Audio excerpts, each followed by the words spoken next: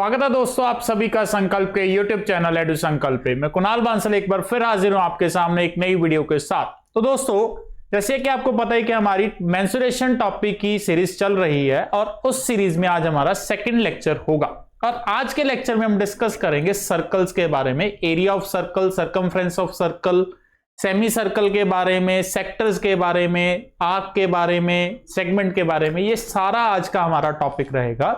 पिछले वीडियो में हमने जो डिस्कस किया था उसमें हमने ट्राइंगल्स को डिटेल में पढ़ा था कि ट्राइंगल्स के एरिया के फॉर्मूला क्या होते हैं, incircle, inradius, circumcircle, circumradius, equilateral triangle, isosceles triangle, right angle triangle, ये सारा डिटेल में मैंने पिछली वीडियो में कवर अप किया था।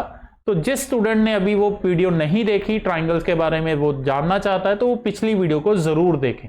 उसका आपको वीडियो हमारे प्लेलिस्ट में मिल जाएगा, उसका लिंक भी मैं इधर दूंगा, तो आप लिंक पे क्लिक करके भी वो वीडियो देख सकते हैं। तो आज की वीडियो इंपॉर्टेंट होगी नेक्स्ट स्टेज पे। आज हम सर्कल्स का पार्ट करेंगे और इसके बाद एक और वीडियो आएगी जिसमें हम क्वाड्रिलेटरल्स की बात करेंगे। तो आइए शुरू करते हैं दोस्तों आज की वीडियो जिसमें हम सर्कल से करेंगे। सर्कल के अंदर सबसे इंपॉर्टेंट दो चीजें होती हैं, एक तो होता है दोस्तों रेडियस और दूसरी चीज होती है डायमीटर। ठीक है जी। अब रेडियस क्या है? सबसे पहले अगर रेडियस की बात करें, सर्कल के सेंटर से अगर हम कोई भी स्ट्रेट लाइन ड्रॉ करते हैं सर्कल की बाउंड्री तक तो उसे रेडियस बोला जाता है। ठीक है। जैसे कि हम इस सर्कल में देख सकते हैं कि O सेंटर है, तो सेंटर से हमने OB इसको ज्वाइन किया लाइन, तो ये रेडियस हो गया जी। ठीक है जी। सिमिलरली OA, ठीक है जी, ये भी रेडियस हो गया। तो कोई भी स्ट्रेट लाइन अगर मान लीजिए मैं इसको यहां पे ड्रॉ कर दूं, यहां पे ड्रॉ कर दूं या कहीं पे भी ड्रॉ कर दूं, ये सब रेडियस है दोस्तों। ठीक है जी। तो ये सबसे इंपॉर्टेंट लाइन होती है रेडियस और इसका सेकंड पार्ट होता है डायमीटर। डायमीटर होती है कोई स्ट्रेट लाइन जो सर्कल के सेंटर से पास हो रही है, उसे हम डायमीटर बोलते हैं। तो अगर हम यहां पे देखें, AB हमारे लिए डायमीटर है दोस्तों। ठीक है जी। अब AB को अगर आप ध्यान से देखोगे, AB सेंटर से पास हो रही है लाइन और सर्कल को दोनों पॉइंट्स पे टच कर रही है। ठीक है जी। तो इसे हम बोलते हैं जी डायमीटर। और डायमीटर और रेडियस का आपस में अब रिलेशन क्या है दोस्तों? जो डायमीटर होता है वो हमेशा रेडियस का डबल होता है। ठीक है जी। ये हमें याद रखना है कि डायमीटर हमेशा रेडियस का डबल होगा, यानी कि AB की लेंथ ट्वाइस ऑफ OA या ट्वाइस ऑफ OB होगी। तो ये दो इंपॉर्टेंट लाइंस हैं, इन्हीं के बेस पे मोस्टली हमारे फॉर्मूला डिराइव होंगे जी। आइए फॉर्मूला की तरफ बढ़ते हैं जी। सबसे पहले बात करेगा एरिया ऑफ सर्कल। तो एरिया ऑफ सर्कल क्या है जी? Area of circle is equal to pi r square. ठीक है जी। पाई इंटू रेडियस का स्क्वायर। अब पाई की वैल्यू दोस्तों कितनी होती है? 22/7 या फिर 3.14। ठीक है जी। अब इन दोनों में से कौन सी वैल्यू यूज करते हैं जी? हम जनरली यूज करेंगे 22/7।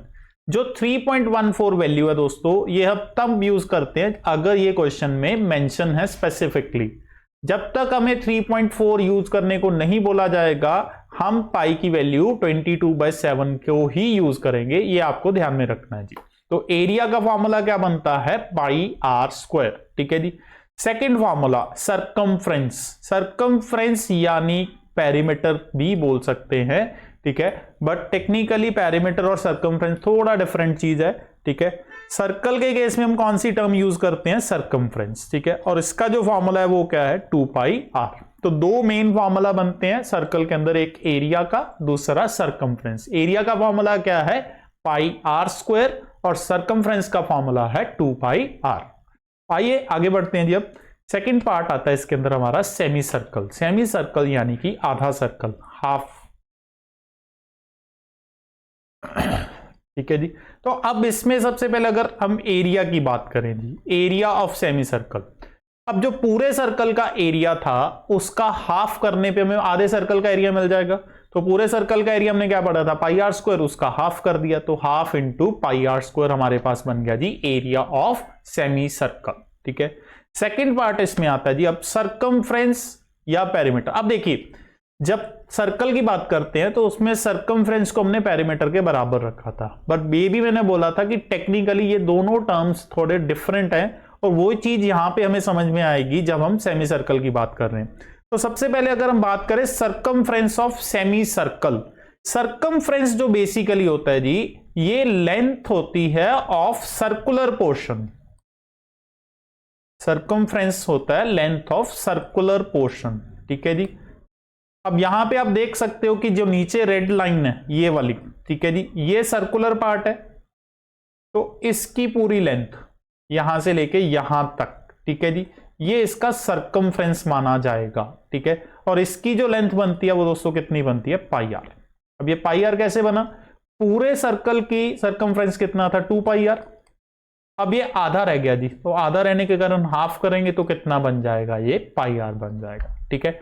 और दूसरा केस है दोस्तों पेरीमीटर। पेरीमीटर मतलब टोटल बाउंड्री।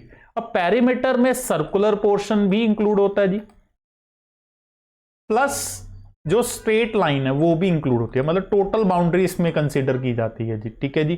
तो इसमें अगर आप देखोगे ये पूरा ही मैंने रेड किया हुआ है, ठीक है जी, मतलब ये पोर्शन भी आएगा, ये पोर्शन हमारे लिए क्या होगा दोस्तों, सर्कमफ्रेंस हो गया, और ये जो स्ट्रेट लाइन है ये भी आएगी, ठीक है। तो दोनों को ऐड करने पे हमें पेरीमीटर मिलेगा।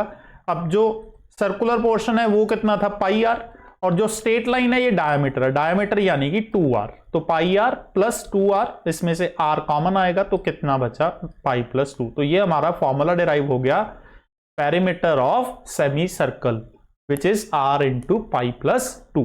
तो ये दो फॉर्मूला हैं जी सेमी सर्कल के अंदर, तीन फॉर्मूला सॉरी, एक एरिया का which is pi r square by 2, एक सर्कमफ्रेंस का विच इज पाई आर, और तीसरा है हमारे पास पेरीमीटर का which is pi r plus 2r। उम्मीद करता हूं ये तीनों फॉर्मूला आपको क्लियर हो चुके हैं जी। आइए आगे बढ़ते हैं जी। आगे आ गया जी हमारे पास सेक्टर। सबसे पहले सेक्टर क्या होता है जी, सेक्टर होता है किसी भी चीज का कुछ हिस्सा, कुछ रीजन, कुछ पोर्शन, ठीक है जी। अगर हम सर्कल के अंदर सेक्टर की बात करते हैं तो पूरे सर्कल के एरिया में से कुछ हिस्सा अगर हम निकाल दें तो उसे सेक्टर, यहां पे आप डायग्राम में देख सकते हैं जो रेड पोर्शन में एरिया है ये एक सेक्टर है, ठीक है जी। अब हमें इसका एरिया निकालना है, ठीक है। तो इसका एरिया निकालने का फॉर्मूला क्या है दोस्तों, theta by 360 into pi r square, ठीक है जी। अब ये चीज कैसे बनी ये भी मैं आपको एक्सप्लेन कर देता हूं डिटेल में। अब यहां पे थीटा की बात की जा रही है, थीटा यानी कि ये वाला एंगल जो यहां पे बनने वाला है, ये वाला थीटा वैल्यू है, ठीक है जी। अब ये जो फॉर्मूला ये तो सर्कल का एरिया है पाई आर स्क्वायर। अब पूरे सर्कल के एरिया में से हमें कितना रीजन चाहिए था, थीटा बाय 360। कारण अगर मैं ये पूरा सेंट्रल एंगल की बात करूं, ये कंप्लीट, ये कितना है दोस्तों, 360 डिग्री है। ये कंप्लीट एंगल कितना है, 360 डिग्री। इस 360 में से मुझे कितना हिस्सा चाहिए, सिर्फ थीटा वाला पोर्शन, इसका एरिया जानना चाहता हूं मैं, सेक्टर यानी कि सिर्फ इतना पोर्शन मैं जानना चाहता हूं। इसलिए मैंने पूरे सर्कल के एरिया में से यानी कि पाई आर स्क्वायर में से कितना हिस्सा निकाल दिया, थीटा बाय 360। तो ये रीजन बनता है इस फॉर्मूला का, theta by 360 into pi r square. और दूसरा फॉर्मूला इसके लिए यूज किया जा सकता है एरिया ऑफ सेक्टर के लिए, which is half into length of arc into radius, ठीक है जी। इसमें हमें लेंथ ऑफ आर्क पता होनी चाहिए, यानी कि ये वाली लंबाई। अगर लेंथ ऑफ आर्क गिवन है तभी हम इस फॉर्मूला को इंप्लीमेंट कर पाएंगे, अदरवाइज हमें यही फॉर्मूला, ज्यादातर केसेस में आपको यही फॉर्मूला यूज करना होगा एरिया ऑफ सेक्टर के लिए, which is theta by 360 into pi r square. उसके बाद सेकंड फॉर्मूला आता है जिसके अंदर लेंथ ऑफ आर्क। अभी मैं लेंथ ऑफ आर्क की बात कर रहा था, यानी कि ये वाली लंबाई, ये ए बी, इतनी लंबाई मुझे पता करनी है। अब ध्यान से देखिए, ये जो लंबाई है ये हमने सर्कमफ्रेंस में से निकाली है जी, ठीक है जी। पूरा सर्कमफ्रेंस है, उसमें से मुझे इतना हिस्सा चाहिए, ठीक है। अब ये यहां पे क्या है, थीटा है, ठीक है जी। अब जैसे कि हमने एरिया ऑफ सेक्टर की बात की थी, ये जो पूरा एंगल है सेंट्रल, ये 360 है, ये 360 के हिसाब से ये पूरा सर्कमफ्रेंस है। बट मुझे पूरा नहीं चाहिए, मुझे 360 में से सिर्फ इतना हिस्सा ही चाहिए, यानी कि थीटा चाहिए। तो मैं क्या करूंगा, थीटा बाय 360 का प्रोपोर्शन निकाल लूंगा पूरे सर्कमफ्रेंस में से। तो फॉर्मूला मेरा क्या बन जाता है, theta by 360 into 2 pi r. तो ये बन गया मेरे लिए लेंथ ऑफ आर्क। तीसरा फॉर्मूला आता है दोस्तों एरिया ऑफ सेगमेंट। अब एरिया ऑफ सेगमेंट क्या है, यहां पे आप देख सकते हो जो नीचे वाला शेडेड रीजन है, ठीक है, रेड कलर में, इसे हम सेगमेंट बोलते हैं। मुझे इसका एरिया निकालना है। अब डायग्राम पे चलते हैं दोस्तों। डायग्राम के अकॉर्डिंग अगर हम देखें तो ये पूरा रीजन एक सेक्टर है, जो ग्रीन कलर में मैं कर रहा हूं। ये क्या है दोस्तों, ये एक पूरा सेक्टर है, ठीक है जी। अगर इस सेक्टर में से, ठीक है, ये मैं ट्राइंगल का एरिया माइनस कर दूं, जो ऊपर ग्रीन कलर बचेगा, ठीक है जी। एक पूरे सेक्टर में से अगर मैं ये ट्राइंगल का एरिया माइनस करूंगा तो मुझे क्या मिलेगा, एरिया ऑफ सेगमेंट। तो एरिया ऑफ सेगमेंट कैसे बनेगा, area of sector minus area of triangle, ठीक है जी। अब एरिया ऑफ सेक्टर का फॉर्मूला हमने पढ़ा है, which is theta by 360 into pi r square. Theta यहां से आएगा जी, हमारे पास ये थीटा है, ठीक है जी। तो theta by 360 into pi r square minus area of triangle. अब एरिया ऑफ ट्राइंगल का यहां पे कौन सा फॉर्मूला यूज किया, half r square sine theta. ये फॉर्मूला दोस्तों कहां से आया, half A B sine theta. ये हमने पिछली वीडियो में भी डिस्कस किया था ट्राइंगल के एरियाज में, कि अगर किसी ट्राइंगल की दो साइड्स आपको पता हो और उन दोनों साइड्स का इंक्लूडिंग एंगल ये पता हो, तो हम फॉर्मूला यूज करते हैं half A B sine theta. और इस केस में मुझे ये दोनों साइड्स पता है, ये दोनों साइड्स क्या है जी, रेडियस ऑफ ट्राइंगल, और इन दोनों के बीच का एंगल कितना है, थीटा। तो फॉर्मूला क्या बन गया, half r square sine theta. तो ये बन गया एरिया ऑफ सेगमेंट। होपफुली ये फॉर्मूला आपको क्लियर होगा, ठीक है जी। हाँ जी, तो ये था दोस्तों आज का हमारा छोटा सा पार्ट, सर्कल्स के बारे में हमने पढ़ा, जिसमें हमने एरिया ऑफ सर्कल कवर किया, सर्कमफ्रेंस ऑफ सर्कल कवर किया, उसके बाद सेमी सर्कल के अंदर area of semi circle, circumference of semi circle, perimeter of semi circle cover किया।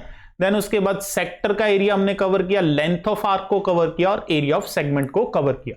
उम्मीद करता हूं कि आपको सारे फॉर्मूला पूरी तरह से क्लियर हो चुके होंगे। अगर आपको हमारी ये वीडियो अच्छी लगी तो वीडियो को लाइक और शेयर करें, और हमारे चैनल को जरूर सब्सक्राइब करें, ताकि कोई भी आपकी जो इंपॉर्टेंट वीडियो है कॉम्पिटिटिव एग्जाम की तैयारी के लिए वो मिस ना हो सके। नेक्स्ट वीडियो लेके आऊंगा दोस्तों, जिसमें हम क्वाड्रिलेटरल्स की बात करेंगे, पूरा डिटेल में डिस्कस करेंगे उनके फॉर्मूला को। तो जरूर जुड़े रहें हमारे चैनल के साथ, सब्सक्राइब करें। मिलूंगा दोस्तों नेक्स्ट वीडियो में, तब तक के लिए बहुत बहुत शुक्रिया।